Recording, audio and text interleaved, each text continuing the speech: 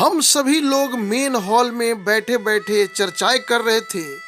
तभी मेरी बहन ने मुझसे एक प्रश्न पूछा, भैया यह बताओ, आदमी के बुढ़ापे का सहारा उसकी बेटी होती है या उसका बेटा। मैंने कहा, बहन यह प्रश्न न करो तो ही अच्छा है, क्योंकि इससे कोई तो खुश होगा, किसी को दुख होगा। तो अन्य सभी लोग जिद करने लगे, नहीं नहीं, यह बात तो बतानी ही पड़ेगी, वह भी विस्तार से। मैंने कहा, तो फिर सुनो, बुढ़ापे का सहारा बेटा या बेटी नहीं, बहू होती है। जैसा कि लोगों से अक्सर सुनते आए हैं कि बेटा या बेटी बुढ़ापे की लाठी होती है, इसलिए लोग अपने जीवन में एक बेटा या बेटी की कामना जरूर रखते हैं ताकि बुढ़ापा अच्छे से कटे। ये बात सच भी है, क्योंकि बेटा ही घर में बहू लाता है। बहू के आ जाने के बाद एक बेटा अपनी लगभग सारी जिम्मेदारी अपनी पत्नी के कंधे पर डाल देता है और फिर बहू बन जाती है अपने बूढ़े सास ससुर की बुढ़ापे की लाठी। जी हाँ, मेरा तो यही मानना है कि वो बहू ही होती है जिसके सहारे बूढ़े सास ससुर अपना जीवन अच्छे से व्यतीत करते हैं। एक बहू को अपने सास ससुर की पूरी दिनचर्या मालूम होती है, कौन कब और कैसी चाय पीते हैं, क्या खाना बनाना है, शाम में नाश्ता में क्या देना है, रात को हर हालत में 9 बजे से पहले खाना बनाना है। अगर सास ससुर बीमार पड़ जाए तो पूरे घर की धूरी हिल जाती है।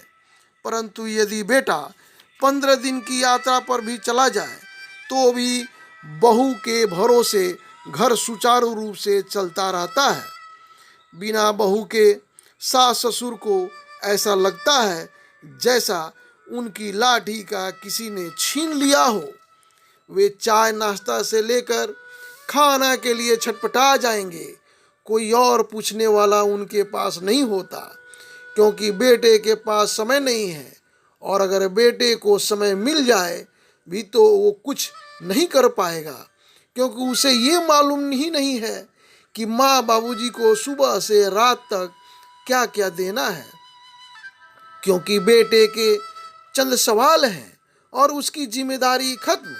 जैसे माँ बाबूजी ने खाना खा लिया, चाय पी लिए, नाश्ता कर लिए, लेकिन कभी ये जानने की कोशिश नहीं करते कि वे क्या खाते हैं, कैसी चाय पीते हैं।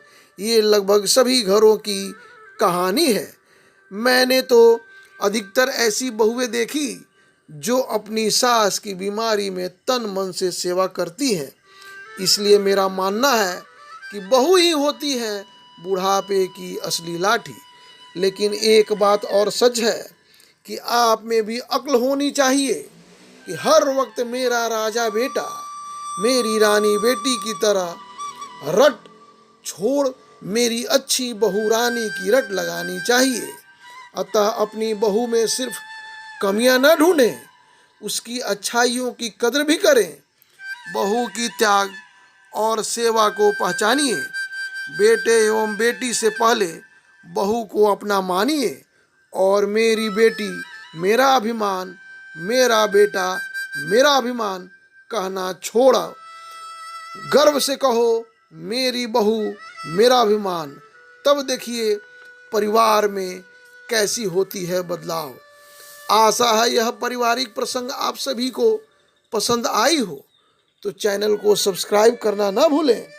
आपकी कृपा बनी रही तो और इस तरह की संस्कार भरी कहानियाँ आप सभी को मिलती रहेंगी।